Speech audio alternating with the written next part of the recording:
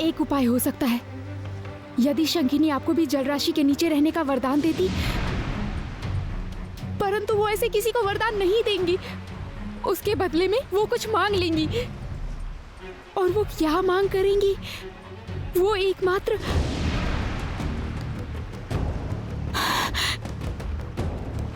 मैं तो भूल ही गई थी। मेरे पास तो स्वर्ण केसरी समुद्री घोड़े के दोनों नाल हैं। रुकिए, दिखाती हूँ आपको।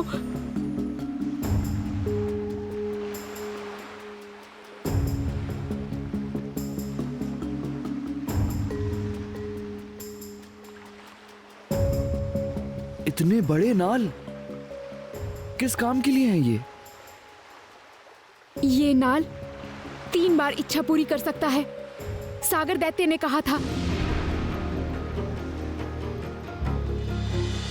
जल राशि के नीचे इस घोड़े की नाल से 3 बार तेरी इच्छा पूरी हो सकती है, ये याद रखना।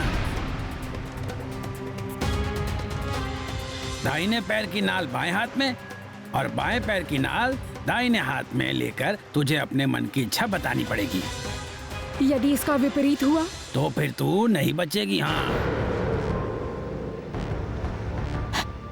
तो फिर क्या होगा? तुझ पर बड़ा संकट आ जाएगा और तब उस संकट से तुझे केवल तेरा सबसे बड़ा शत्रु ही बचा सकता है। हाँ, और कोई नहीं।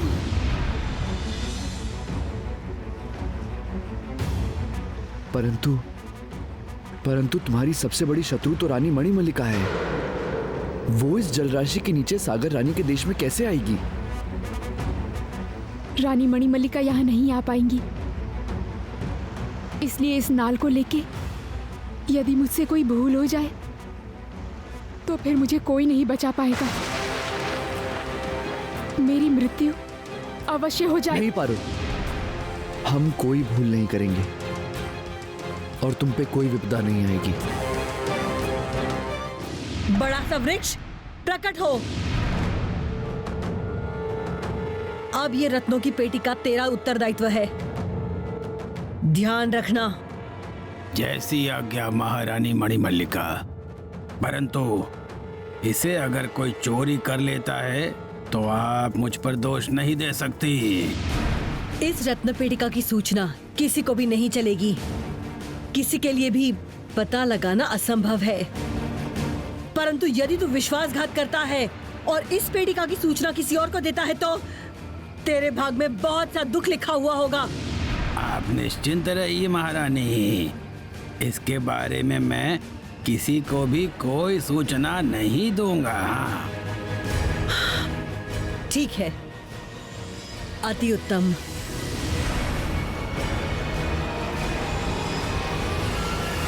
शंखिनी का मंदिर।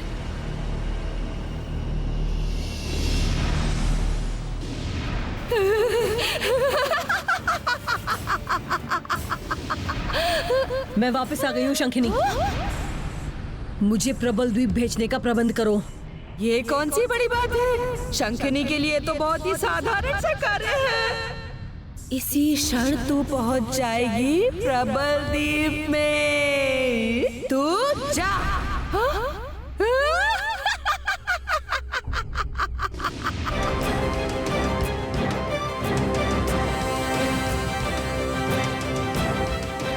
जब उपाय मिल ही गया है फिर विलंब करके कोई लाभ नहीं। चलिए नाल को हाथ में लेके अपनी इच्छा पूर्ति करते हैं।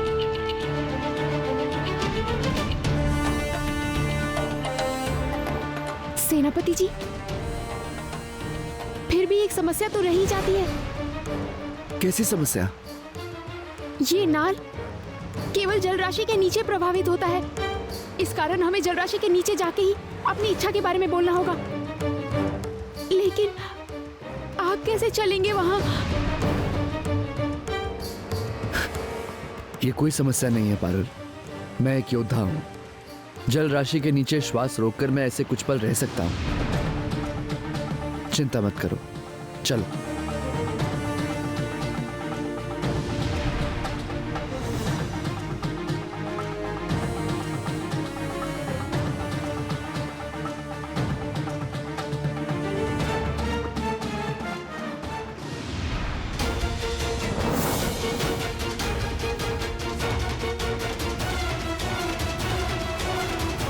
यही है मत्स्य कन्याओं का प्रबल द्वीप।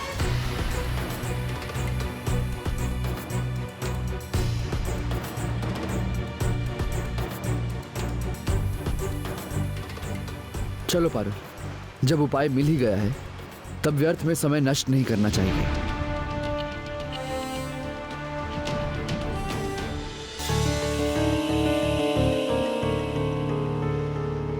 परंतु परंतु यहाँ तो कोई भी नहीं दिखाई दे रहा, ना कोई मत्स्य कन्या, ना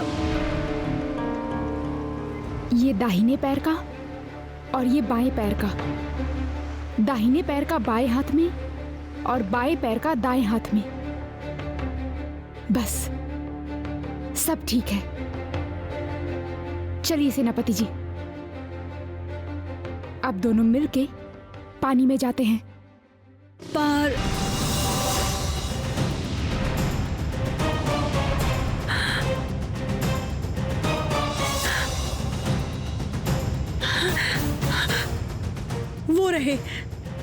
वो रहे पारुल और सेनापति राघव। हाँ,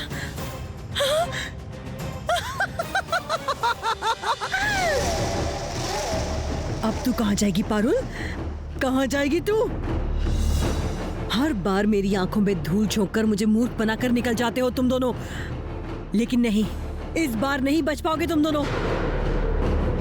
आज इस पूर्णिमा की रात में ही पारुल की बलि चढ़ाकर पूर्ण राक्षसी की शक्ति प्राप्त करूंगी मैं। हाँ, मैं पद्मावती की संतानों को मैं जीवित नहीं रहने दूंगी, कदापि नहीं। सेनापति राघव, पारुल के साथ साथ आज मैं तेरी भी बलि चढ़ाऊंगी।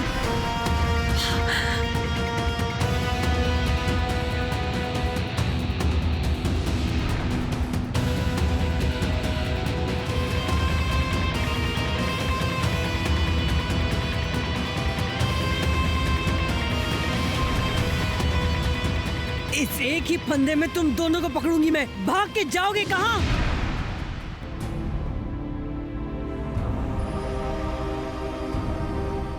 सुन, अब तो मुझे बता कि तेरा हाथ का वो कंगन कहाँ गया? वो कंगन तो एक इंसान के पास रह गया।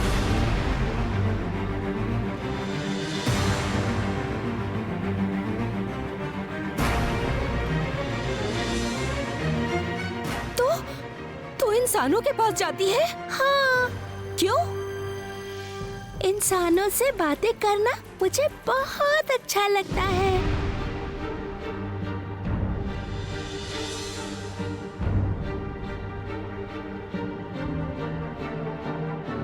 मत जाना मुक्ता, इंसानों के पास मत जाना।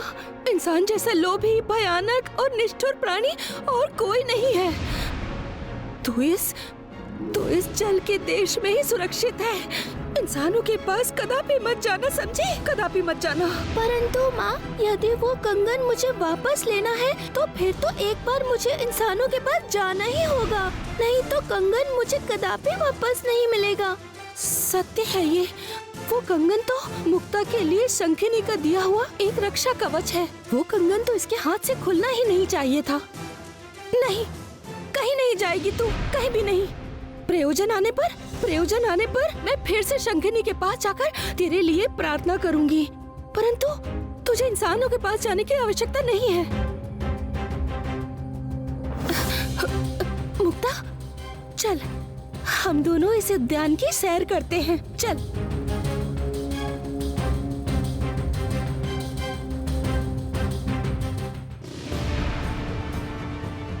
चलिए सेनापति जी, समुद्र में छलांग लगाइए मेरे साथ। परंतु सबसे पहले अच्छे से सांस ले लीजिए, क्योंकि जल राशि के नीचे तो कुछ समय के लिए आपको सांस रोक के रहना ही पड़ेगा।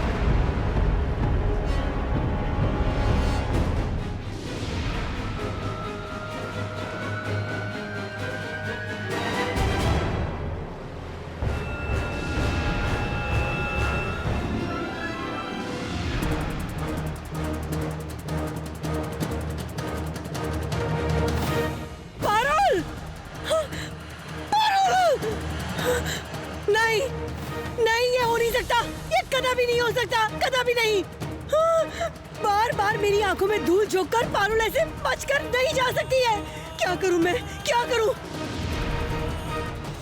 शंखिनी, हाँ हाँ शंखिनी, शंखिनी, शंखिनी, शंखिनी, कहाँ हो तुम?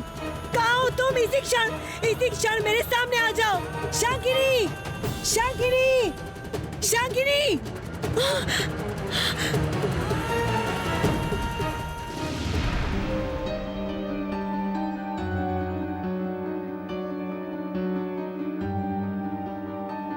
जानती है माँ, इस वृक्ष में एक फूल खिला था, बहुत ही सुंदर फूल, इतना बड़ा, और उस फूल को महारानी ने वृक्ष से तोड़ लिया।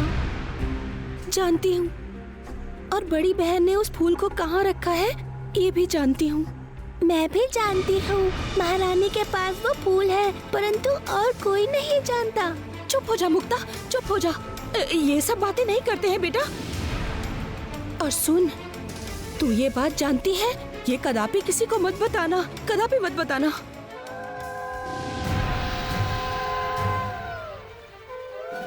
प्रतीत होता है कि पूर्णिमा का चांद निकला है। पूर्णिमा का चांद निकलने से क्या होता है माँ? एकाएक महारानी के महल में शंख क्यों बज रहे हैं? मैं जाके देख के आती हूँ। नहीं नहीं मुक्ता, रुक जा मुक्ता।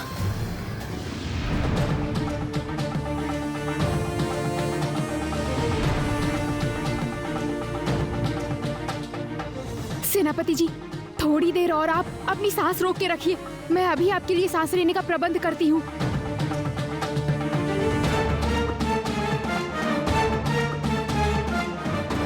मेरी प्रथम इच्छा है जल राशि के नीचे सेनापति महाराज सांस लेने की क्षमता प्राप्त करें।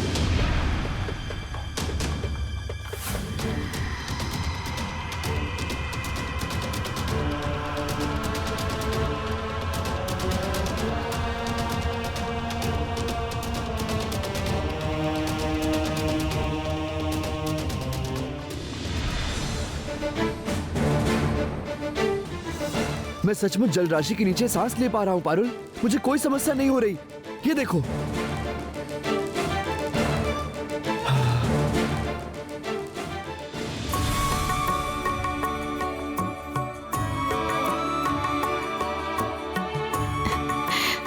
अभी के लिए इस नाल से और कुछ नहीं मांगना है, और 2 बार इच्छा पूरी हो सकती है।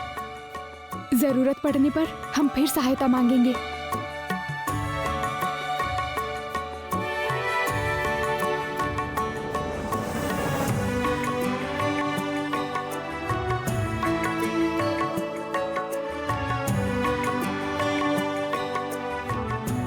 अब हम दोनों को सागर रानी के देश में जाना होगा, परंतु जाएंगे कैसे?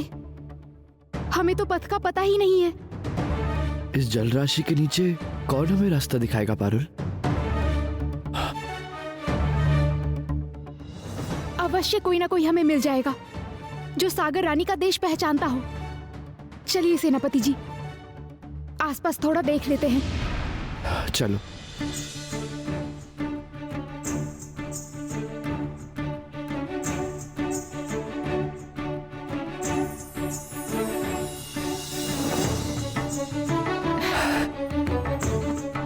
मछली भाइयों, तुम लोगों को पता है क्या सागर रानी का देश किधर है? अद्भुत है, इंसान लड़की होकर भी तुझे हमारी भाषा कैसे आती है? इसका मतलब है कि तू अवश्य पद्मा माँ की बेटी पारुल है ना? तुम सबने मुझे कैसे पहचाना? हम सब तुझे तेरे नाम से पहचानते हैं। तेरी बहुत सी कहानियां सुनी है हमने। कछुआ दादी ने हम सबको तेरे बारे में बताया था, उन्हें सब कुछ पता है। दादी की उम्र तो 1000 साल होगी।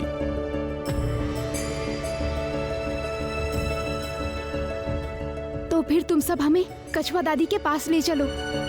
वो हमें सागर रानी के देश में पहुंचने का रास्ता बता सकती है। अवश्य बता सकती हैं।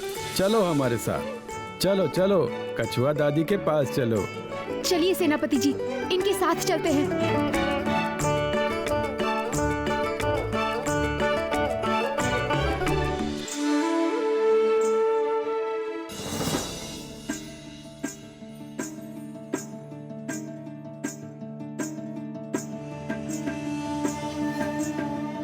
हम पहुंच गए कछुआ दादी के पास। लगता है कि दादी सो रही हैं, उन्हें जगाना पड़ेगा। यहाँ तो सिर्फ बड़े बड़े पत्थर दिखाई दे रहे हैं। कछुआ दादी कहाँ सो रही है?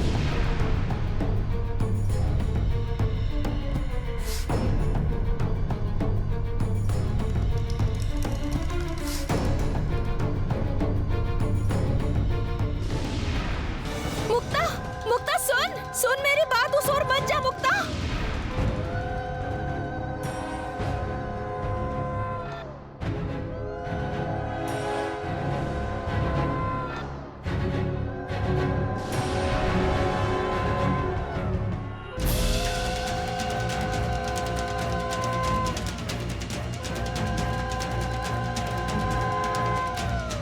मुक्ता,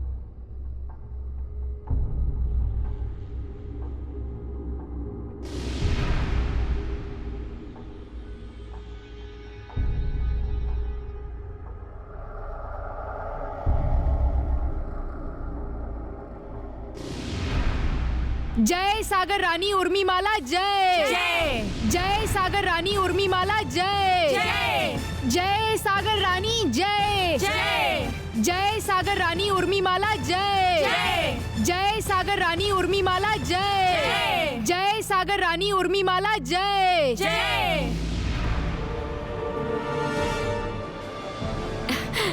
शंखमाला,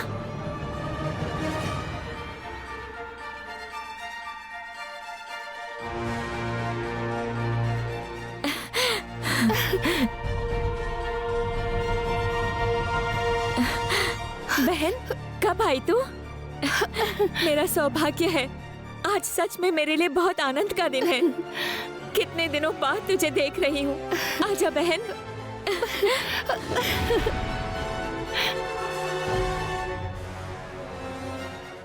दादी, दादी ओ माँ, दादी, दादी, अरे दादी माँ, दादी माँ, देखो किसे लेकर आए हैं हम। दादी माँ, दादी, आंखें खोलिए। दादी, देखिए कौन आया है।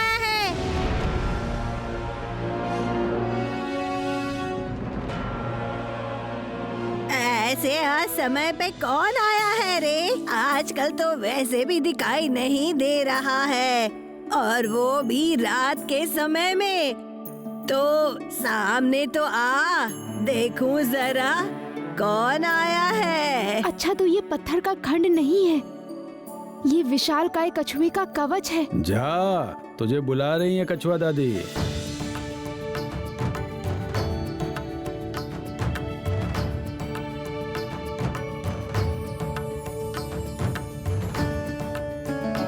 प्रणाम स्वीकार कीजिए दादी। मैं हूँ पारुल, और ये है मेरे साथी सेनापति राघवेंद्र। ओ अरे वाह, तो पारुल है, पद्मावती की पुत्री पारुल।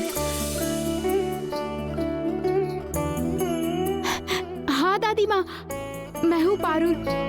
रानी पद्मावती मेरी माँ है। मैं जानती थी तू एक दिन तू अवश्य आएगी। सागर रानी के देश में बंदी बनकर रह रहा है तेरा चंपा भाई, तू कैसे नहीं आती? फिर तो आपको सब ज्ञात है दादी। अभी सागर रानी के देश में पहुंचने का रास्ता बता दीजिए हमें। वो तो मैं अवश्य बताऊंगी, परंतु वो पद बहुत ही दुर्भावनापूर्ण है, ऐसे ही नहीं समझा सकती। और अब तो मुझ में वो शक्ति भी नहीं रही कि तुम दोनों को साथ में लेकर चलूं।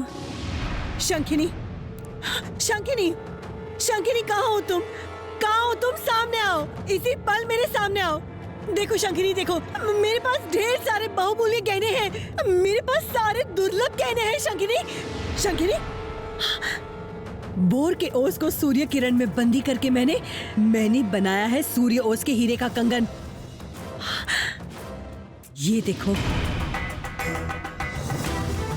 शंखिनी, ये देखो, ये देखो शंखिनी, ये देखो।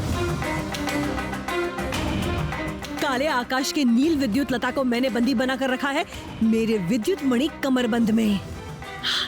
ये देखो,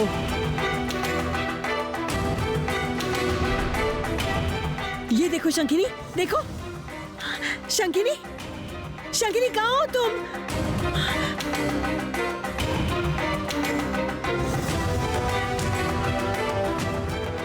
पूर्णिमा से प्रकाश हरण करके मैंने बनाया है चंद्र समा स्वर्ण नुपुर। ये देखो,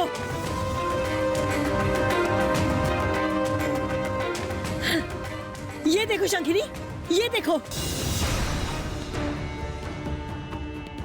शंखिनी, शंखिनी कहाँ हो तुम? शंखिनी मेरे सामने आओ। ये देखो मेरे पास इतने सारे गहने हैं, तुम्हें जो चाहिए वो मिलेगा। जो गहने तुम्हें चाहिए वो मिलेंगे। ये सारे दुर्लभ गहने ये धरती पर तुम्हें कहीं नहीं मिलेंगे। इतने रत्नों से जड़े हुए गहने सब तुम्हारे हो सकते हैं। तुम केवल मुझे बताओ, ये तुम्हें चाहिए? क्या ये सब चाहिए तुम्हें? चाहिए,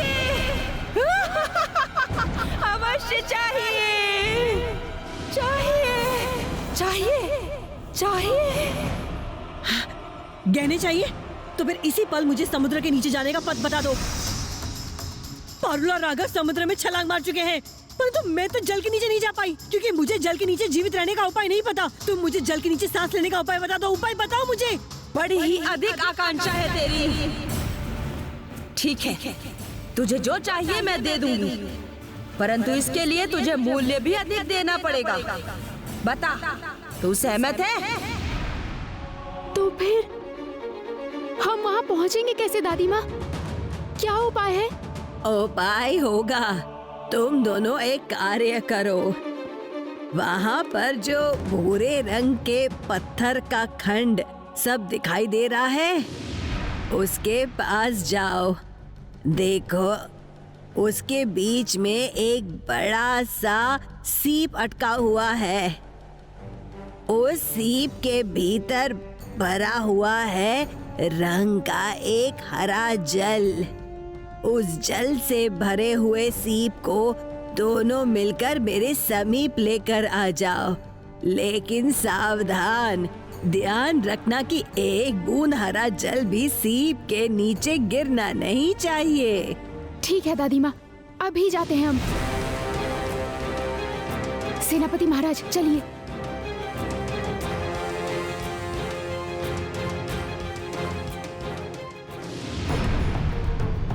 वो रहा।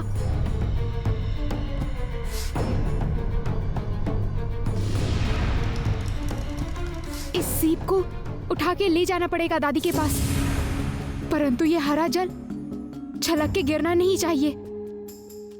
आइए सेनापति जी।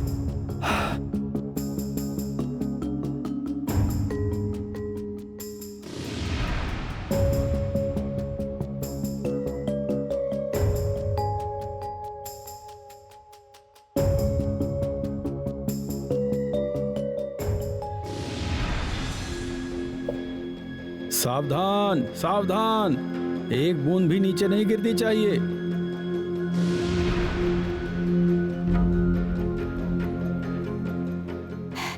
ये रहा दादी माँ, हरे रंग के जल से भरा हुआ सीप।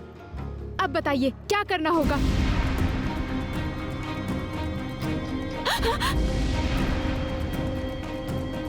ये क्या दादी माँ, ये क्या किया आपने? अभी तो आपने कहा था कि एक भी बूंद इस जल का नीचे नहीं गिरना चाहिए, और आपने खुद ही इसे गिरा दिया। मेरी बच्ची, अच्छे से नीचे की ओर देख, खुद ही समझ जाएगी मैंने ऐसा क्यों कहा था। देखो,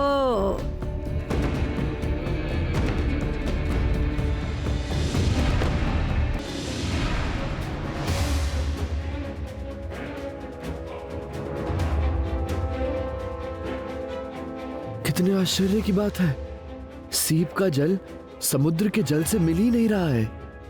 लेकिन वो हरे रंग का जल कहाँ जा रहा है? ये हरे रंग का जादुई जल ही तुम दोनों को पथ दिखाएगा। इस जल की धारा जहाँ जाके रुकेगी, समझना वही सागर रानी का देश है। परंतु उस देश में प्रवेश करने का उपाय मुझे नहीं पता। वो तुम दोनों को ही ढूंढ के निकालना पड़ेगा। हाँ, आपने हमारे लिए जो कुछ भी किया दादी माँ, यही हमारे लिए बहुत है। आपका ये उपकार हम जिंदगी भर नहीं भूलेंगे। जा जा, शीघ्र दौड़ कर जा, देर मत कर। हरे रंग की जलधारा आगे बढ़ती जा रही है। तो फिर हमें आज्ञा दीजिए, हम चलते हैं दादी माँ।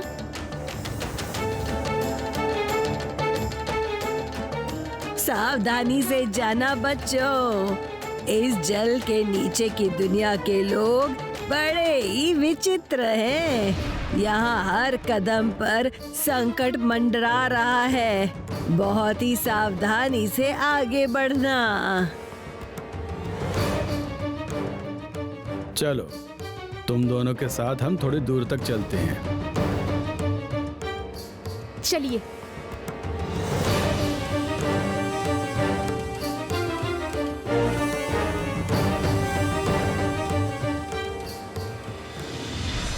तुझे जो चाहिए तुझे मिलेगा, परंतु उसके लिए तुझे मूल्य भी अधिक देना पड़ेगा।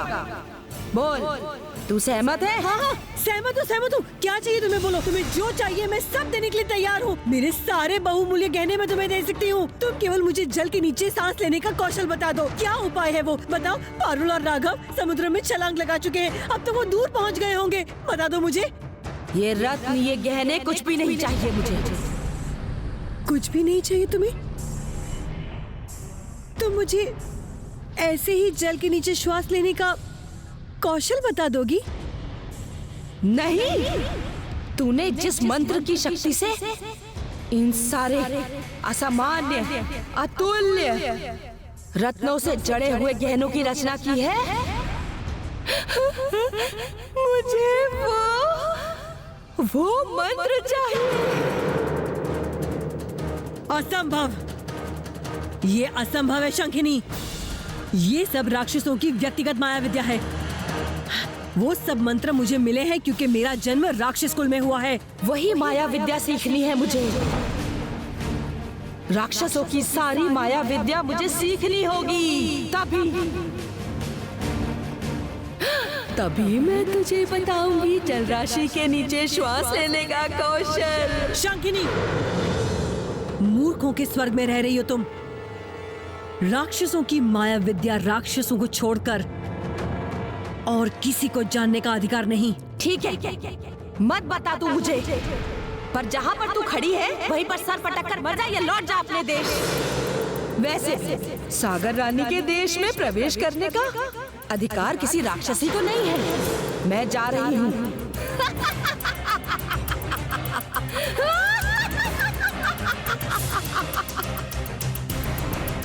शंखिनी, अब हमें जाना होगा पारुल, संभल के जाना तुम दोनों। सुना है कि सागर रानी का देश बिल्कुल भी अच्छी जगह नहीं है।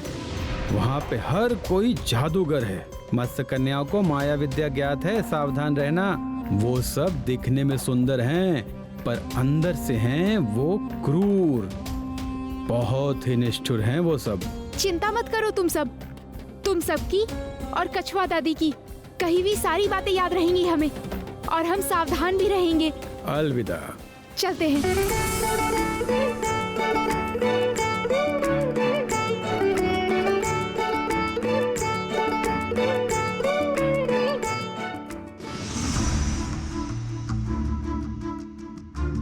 सामने बहुत से कांटे वाले झाड़ हैं पारुल, वहां से थोड़ा संभल के जाना पारुल।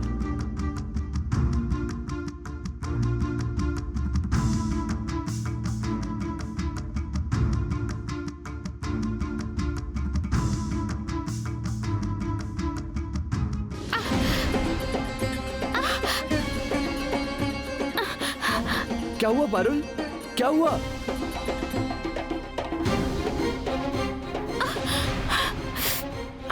क्या हुआ पारुल, क्या हुआ? रुक जाओ, मैं अभी निकाल देता हूँ।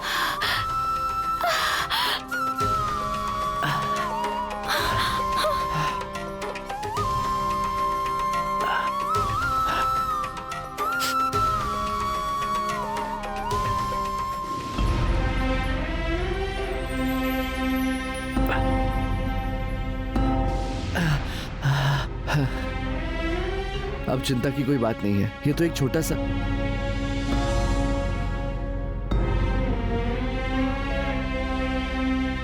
ये क्या पारुल, तुम्हारी आंखों में आंसू?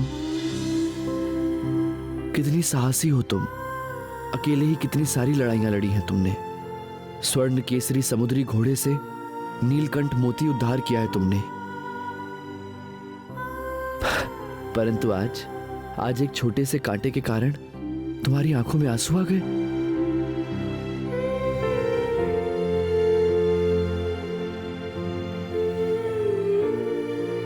नहीं पारुल, तुम्हारी आंखों में आंसू मुझसे सहन नहीं होते। ये आंसू पीड़ा के कारण नहीं है सेनापति जी, ये आंसू खुशी के आंसू है। खुश हो रही हूं मैं। कितने दिनों बाद हम दोनों फिर से एक साथ कठिन युद्ध लड़ने जा रहे हैं। फिर से हम एक साथ हैं। इसी खुशी के कारण मैं अपने आंसू रोक नहीं पा रही हूँ।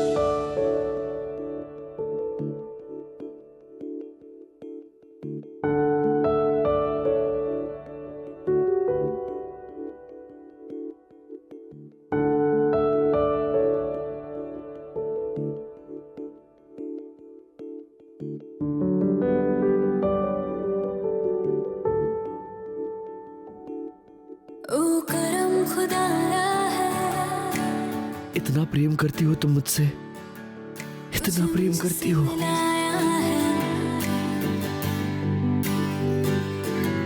तुझ पे मर गई तो मुझे जीना है। ओ तेरे संग यारा खुश रंग बहारा, तू रात दीवानी मैं सर्द सितारा।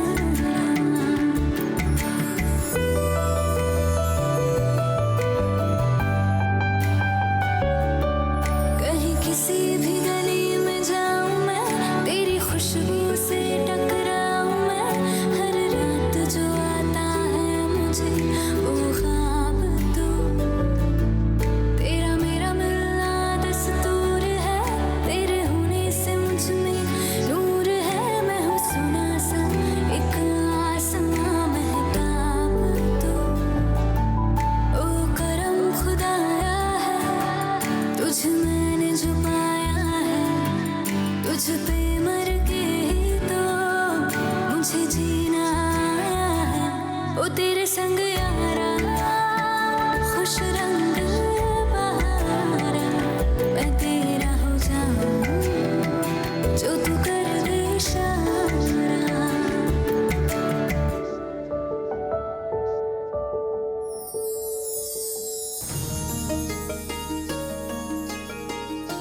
पारुल, मैं नहीं जानता कि मैं कैसे तुम्हें भूल गया था। सोच के ही खुद पे इतना क्रोध आ रहा है। उसमें आपका कोई दोष नहीं था सेनापति जी। मत्स्य कन्याओं की वजह से आप सब भूल गए थे। पता नहीं क्यों मुझे बहुत डर लग रहा है सेनापति जी। डर लग रहा है? अब किस बात का डर पारुल?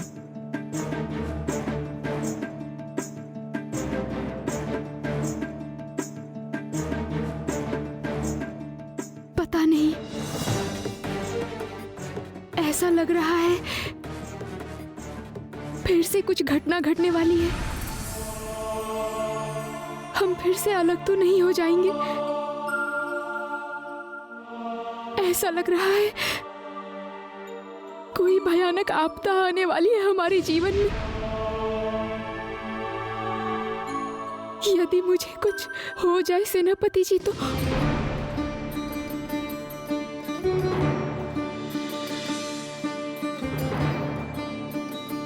नहीं पारुल, नहीं। हमें अब और कोई कभी अलग नहीं कर पाएगा पारुल, कोई भी नहीं। जब भी मुझ पर कोई संकट आया है, तुमने असाध्य साधना करके मुझे उस संकट से बचाया है। यदि तुम पर कोई संकट आए, मैं स्वयं ईश्वर को बुलाकर लाऊंगा तुम्हें बचाने के लिए। हम फिर कभी अलग नहीं होंगे पारुल, कभी भी नहीं। ऐसा ही हो सेनापति जी, ऐसा ही हो।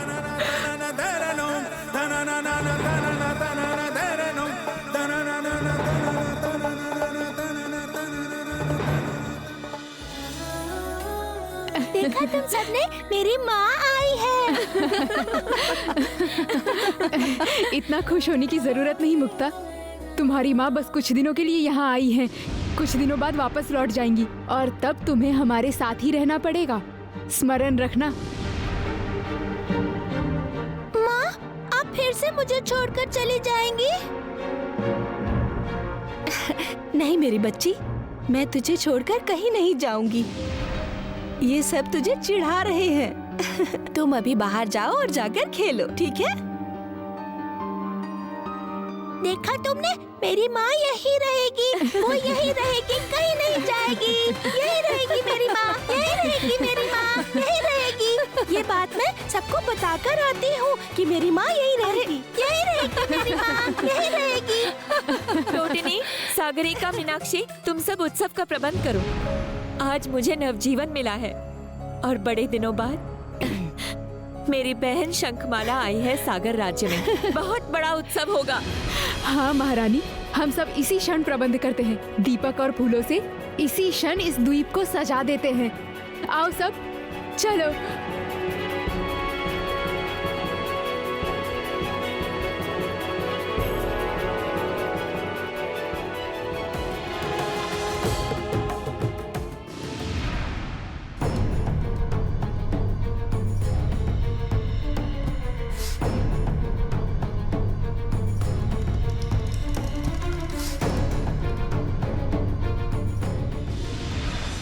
मुक्ता को संभालना दिन प्रतिदिन मुश्किल हो जा रहा है। वो जैसे बड़ी हो रही है, उसका कौतूहल भी बढ़ता जा रहा है। छुप छुप के प्रबल द्वीप की गतिविधियां देखती है। ये तो स्वाभाविक है बहन। जैसे जैसे उसकी आयु बढ़ेगी, उसे जानने की जिज्ञासा भी बढ़ती जाएगी। मैं तो उसे अपने साथ ही ले जाना चाहती थी, और वो शायद अच्छा होता। परंतु उस दिन आपने ही उसे मेरे साथ नहीं जाने दिया। वो बात याद है आपको? हाँ, मुझे सब कुछ याद है।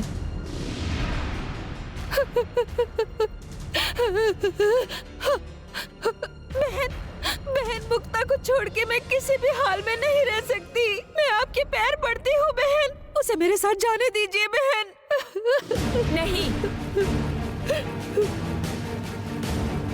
एक साधारण इंसान से प्रेम करके जब तू अपनी जन्मभूमि, ये सागर राज्य और हम सबको छोड़कर अपना मत्स्य कन्या का जीवन छोड़कर चले जाना चाहती है, तब तुझे वहाँ अकेले ही जाना होगा।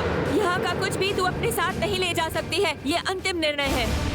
नहीं बहन, मेरी बात सुनिए बहन, इसे जाने दीजिए बहन। सुनो, मुक्ता को लेकर जाओ यहाँ से। क्या हुआ, सुना नहीं? नहीं माँ, नहीं, मुक्ता। बहन, एक माँ की गोद से उसके संतान को छीन लिया आपने। इसका मूल्य आपको चुकाना ही होगा। मुक्ता मेरी आंखों का तारा है। आज आपने उसे मुझसे छीन लिया। याद रखना, एक दिन आपकी आंखों की ज्योति भी आपकी आंखों को छोड़कर चली जाएगी आपकी रोशनी।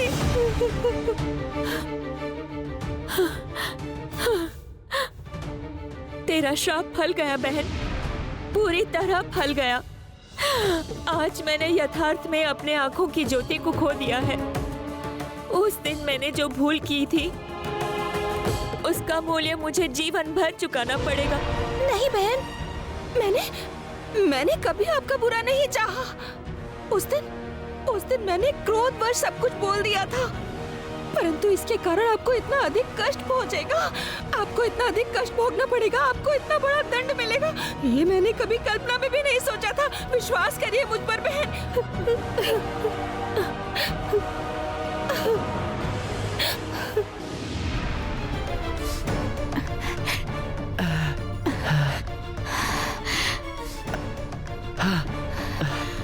समुद्र के जल राशि के नीचे इतना प्रकाश कहाँ से आ रहा है?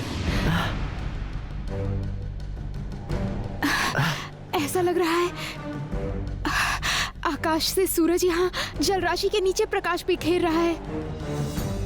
सामने तो देख ही नहीं पा रही हूँ सेनापति जी, आगे कैसे बढ़ेंगे? जैसे भी हो हमें आगे बढ़ना ही होगा पारुल। हरे जल की धारा अगर खो गई तो हम सागर रानी के देश का पथ।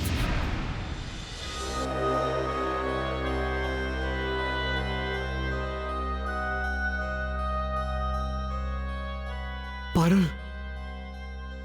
पारुल सामने देखो।